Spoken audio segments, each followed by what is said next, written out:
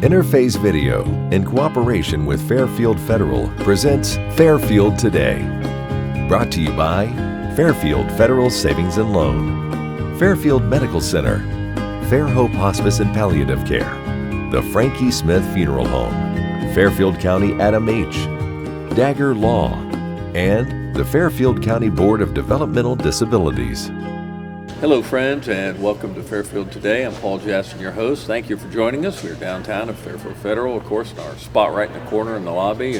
We're glad to be here, and as we begin our taping today, it's a beautiful day downtown, so we're glad you could be with us.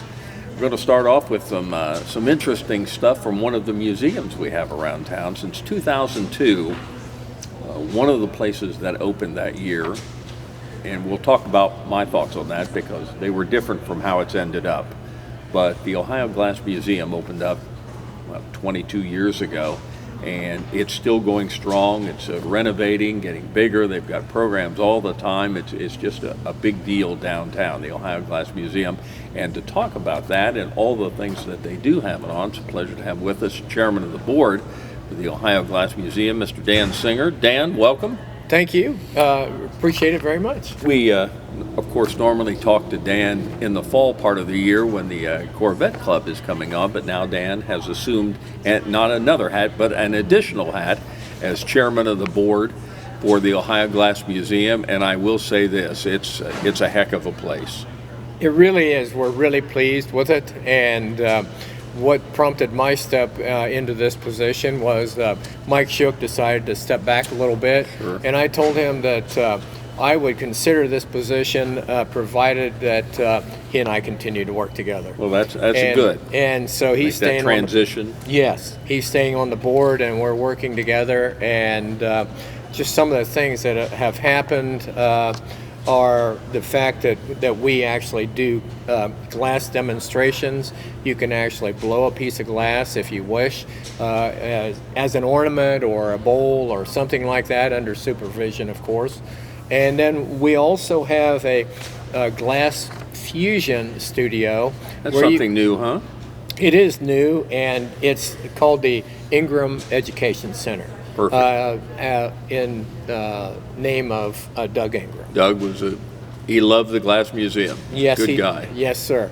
And but with the fusion glass is that it's a whole different program where you take small pieces of glass and can make a pattern with it, and then it's kiln fired, and then you can when it's finished, you can have it, take it home, and do whatever you want to do. The typical things that are done are for like night lights or sun catchers, things like that, smaller stuff. Then you can have them attached like to a sticker or something to put on your sliding glass door or something. Yeah. Yes. Whatever works for you. And then the actual glass blowing that's supervised, you can make an ornament, possibly for on the big globe that we do at New Year's Eve, or something to that effect. I was going to mention that since you'd mentioned that earlier. That's turned into a big deal here in downtown Lancaster on New Year's Eve, kind of right behind us on the square down there. I don't know how many years this has been going on, 4 or 5 maybe, I'm not sure. Somewhere in that range. But it's just turned into just a big deal. I mean, people put their own ornaments on there, and then every year it's kind of a different deal. And oh, yes. You can have your ornament on there, get one with your grandkids' names on it or something. It's and the parks, I know the parks was very, very big in getting this going too. But boy, the Glass Museum, that's been just a real interesting New Year's Eve. It really has, and if you happen to go down there, the downtown area is just packed with people, and we're working toward having more of the downtown businesses, including the Glass Museum, open Sure. for New Year's Eve, and moving forward that way. Well, there's so many events going on downtown anymore. That'll just be one addition. You know, there was a time, and you've been around, there was a time when, let's say there just wasn't a whole lot going on in that couple blocks behind us or even up the hill here. But as time has moved on, things have changed, and now there's all kind of events. You come downtown almost any night, the street is packed, and now there are additional events, and one of them could be this New Year's Eve thing. There's tons of people here, so people might as well stay open. That's correct. I really think so too. And for anyone that wants to, the Ohio Glass Museum website is www.ohioglassmuseum.org. And if you want to email us, you can email museum@ohioglassmuseum.org, and we'll respond to that too. And it's a benefit to become a member Yes. of the Ohio Glass Museum. That benefits you in the ability to attend there. Yes, and what happens is that if you join, your membership fee also pays for your entry fee anytime you want to go. So it makes it really nice, and there are just a lot of things you can do. The downstairs can be leased for receptions or anniversaries, anything like that, and then the auditorium can be leased if for presentations or for the anniversary parties or anything like that somebody would want. I was going to mention something too, and I think you did talk a little bit about it. You know, how many months now have you been the chairman? Since January. Okay, and it's been since that time now that the gift shop renovation kind of took place under your auspices, as it turned out. I'm not sure you knew about that when you came on, but here, welcome to the club. Well, and I guess it's almost complete now? It is. We're at a point where we've finished the painting as far as the walls. We've changed all the lighting, changed all the colors, and we took the carpet out and actually put some vinyl flooring in, and it just changed the entire look. And we are working on different types of the shelving and things to make the glass, different pieces of glass, just sparkle. Pop a little bit. Yes, pop. That was where I was looking. Yeah. Well, and I guess that's all part of it. That things change several times a year down there. You do different displays, and so now I guess it's better for that these displays will, if it's possible, even look better. Oh yes, I think so. And what we've done is our lighting is LEDs, and we also have spotlights that we're going to put on our different exhibits. Very nice. And so I think we're moving really far along. We have a little more painting. We've got to have new base in, and so we're just about ready to get it back open again. Very good. And the gift shop has not been closed. What we did was we relocated it to the downstairs while we were doing this process. And the exhibit that's going on right now is an anchor hawking exhibit. Perfect. And it's basically from 1905 to now. And so it's been very interesting because a lot of people, even that worked at Anchor, didn't realize all the variety of products that Anchor Hawking has made, including the depression glass and things like that. Some history on I.J. Collins, and we actually have a closed loop that runs most all the day that we're open, and we're open every day except for Monday from 12 to 4. Okay. And then we have classes in the evening for the glass blowing and for the fused glass. We try to tailor our schedule to make everyone happy and make it work. Again, my story at the beginning was I can remember 2000, 2001, whenever this was starting to be talked about. They were talking about where we're going to have a glass museum, and I thought, what in the world would anybody want to have a glass museum? You know, Anchor was kind of fading out a little bit. I mean, that's so much history. I mean, it truly is history. And your glass museum, I know Tim Shaver was a big part of kind of keeping this moving, and your board worked so hard on this for so many years, but you're just really one of the jewels downtown.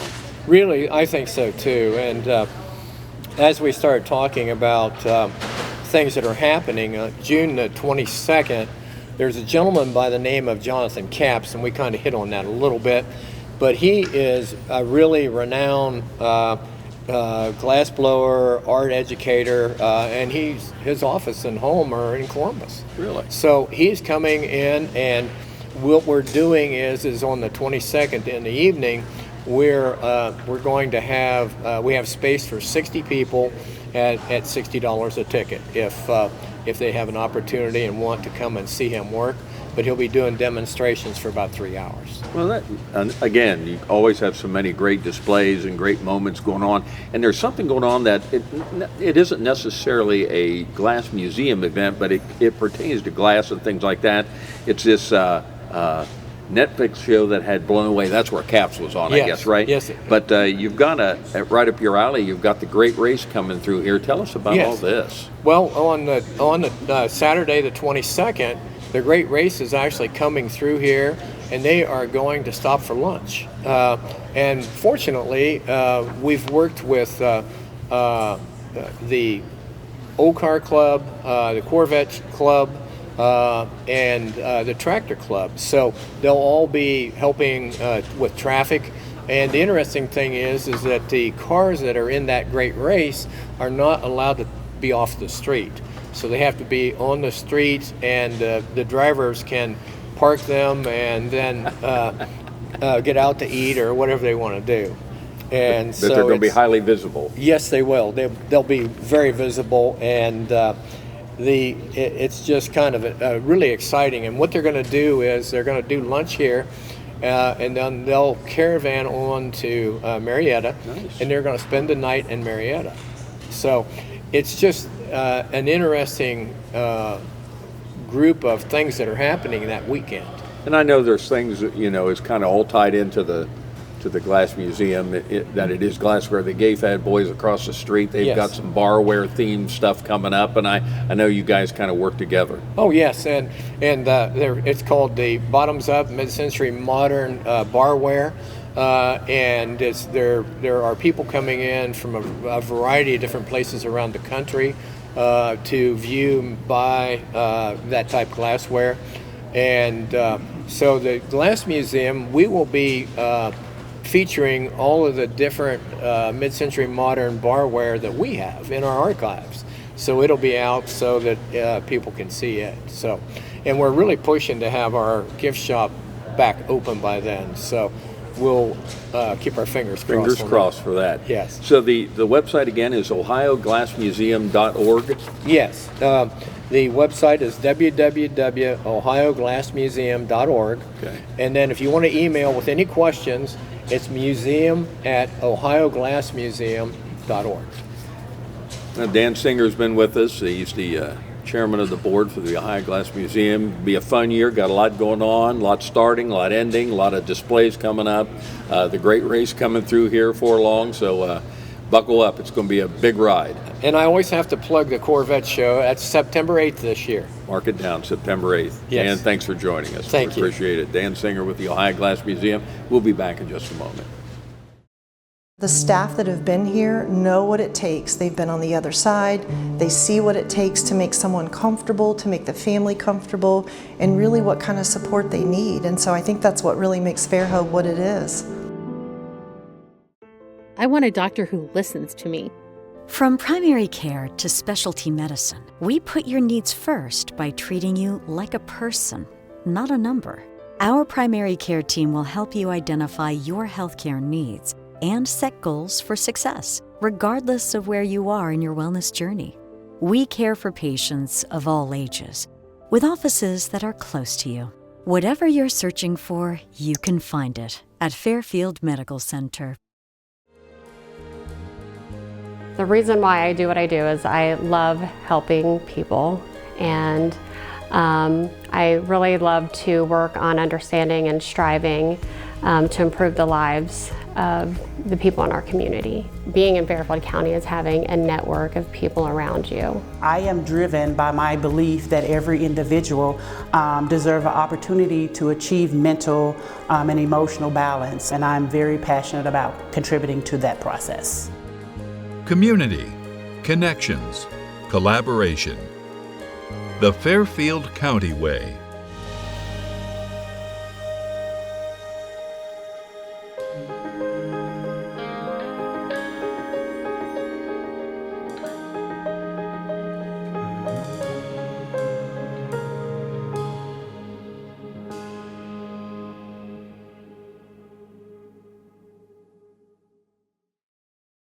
Right now we're going to talk about something I just learned about recently. I would say most people know what an AED is, an automated external defibrillator.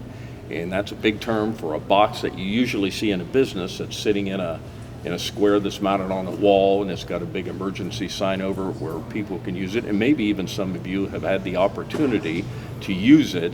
And over the years, it's just gotten so much easier and less expensive to have these. Usually you see them in public buildings and private buildings, but now they're getting a great big outreach on that. And a lot of that locally is due to the work of the good folks at Fairfield Medical Center. And we've got some people here to talk about this today. We've got Teri Watson, Community Heart Watch, yes. And also the Community Outreach Coordinator for Fairfield Medical Center. And that, of course, she's right here. And then on my far right is Assistant Chief Kacey Farmer, Assistant Chief of the Basil Joint Fire Department. So first of all, thanks for coming in. We appreciate it very much. AEDs, I know about them. I know they're becoming more popular, but I had no idea how they've become so easy to use and less expensive, and maybe just in the last few years. That's true. And especially with this new device here, it's called an Avive. The big issue with regular AEDs is that they're big and bulky. They're not smart. Kind of intimidating, Yes, I think. yes. To somebody perhaps like me who doesn't know a lot about it. I'd be a little nervous if I thought somebody's life may be dependent on this, but this really is helpful. Yes, definitely.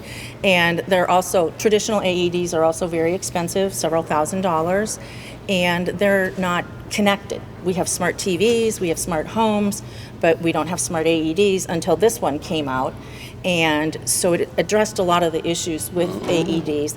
There are over 500 AEDs in Fairfield County right now, but when we looked at the data, we saw that they were only used 3 times in a 2-year period.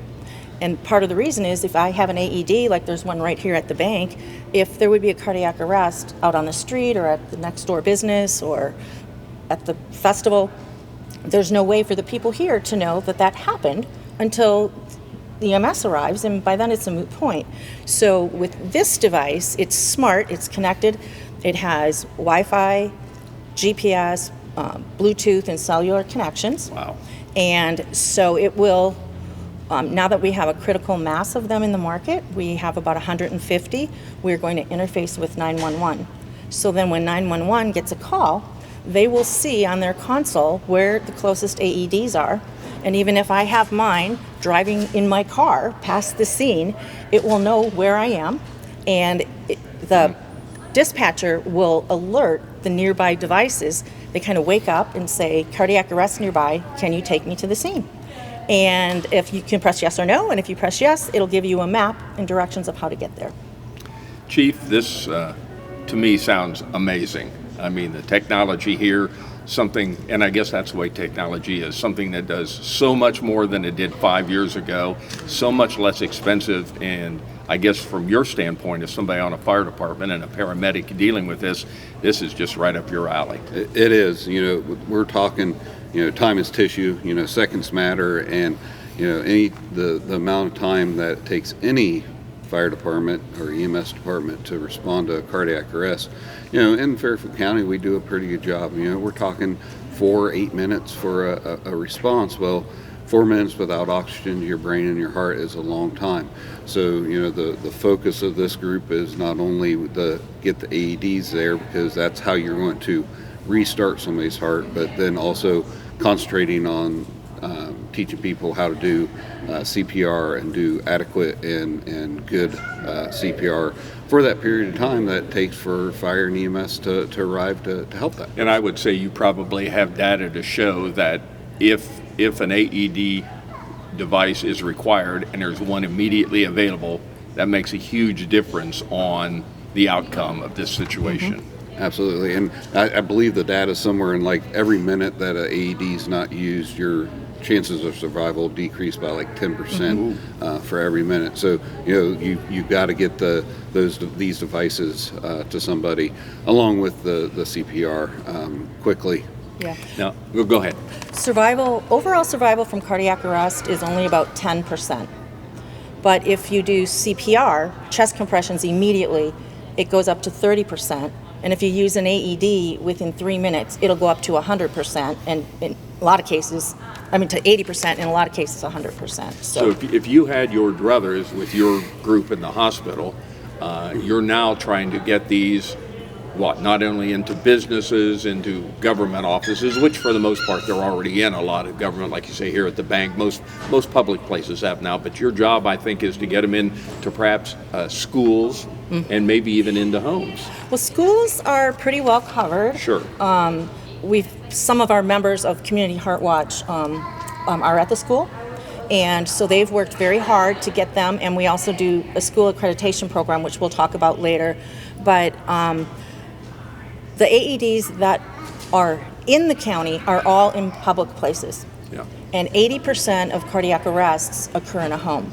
So we're really excited with this device because it's small and it's affordable. We can start to put these in homes, and one of the programs that we want to start, we're calling it Neighborhood AED, where somebody in a neighborhood will host an AED, will give training to other members of the neighborhood, and then that person would be the one who would run the AED when there was an emergency.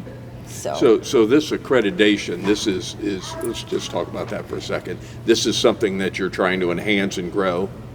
Yes. Well, we've done accredited schools and businesses since 2012, and we find that training is really, really important because it prepares people on how to respond. And some of the requirements are that you train your staff, and in the schools, we recommend training 4th graders and 7th graders. The high schoolers will get it anyway because it's a graduation requirement, but they need to train their staff and students. They need to have an AED available within 90 seconds. They need to have a cardiac emergency response plan, and one of the most important things is they need to conduct emergency drills.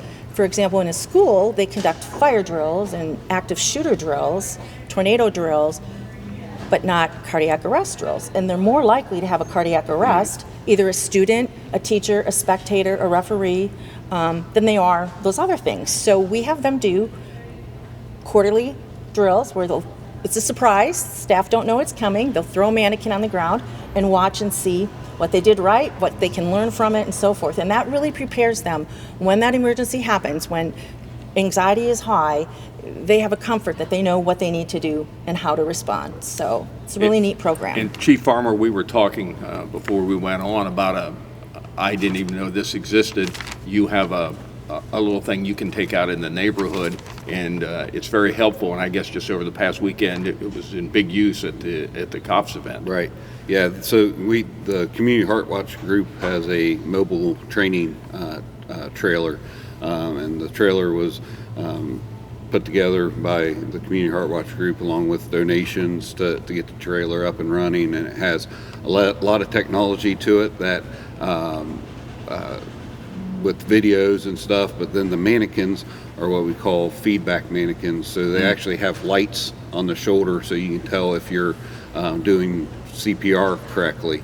And there's a half dozen or so of these mannequins in that trailer, and we take it to community events. If you ever have something going on and want the trailer there, we'll take it. We put the mannequins out, we'll play the video. The trailer is staffed by all volunteers from a wide variety of occupations, not just firefighters and nurses, and they come out and teach CPR to people in less than 5 minutes. Now, how would anybody, if they have an event coming up and they thought, I'd like to have that, how do they acquire the information? They can reach out to me at Fairfield Medical Center or any of the members of Community Heart Watch. It's all on the website. You go to the hospital website, it's all right there. Good interactive website, a lot of information on there. We're talking about AEDs and everything that's going on with them. It's a fascinating subject. We're going to take a break and talk more about it on the other side. We'll be right back. Fairfield Federal. When it comes to our customers and our community, we go above and beyond to help. Our people make the difference. Personal or business banking, whatever you need, we take it seriously because we know you do. Stop by today at any of our 3 locations and see why the difference is clear. Fairfield Federal Savings and Loan specializes in banking that revolves around you. Member FDIC Equal Housing Lender. The Frankie Smith Funeral Home and Crematory in Lancaster and the Johnson Smith Funeral Home in Baltimore have a long and wonderful history of serving our community. Feel free to give us a call at 740-653-0652. Stop in and see us at either of our two locations, 405 North Columbus Street in Lancaster and 207 South Main Street in Baltimore. Respect for tradition, regard for change.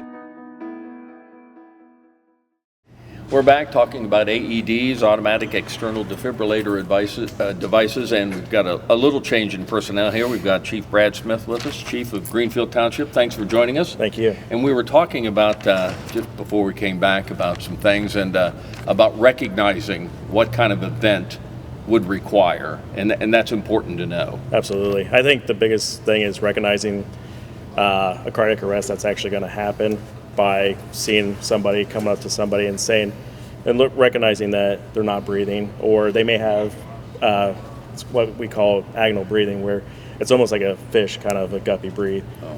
Those breaths are not adequate, and I think that's where people may misinterpret a cardiac arrest.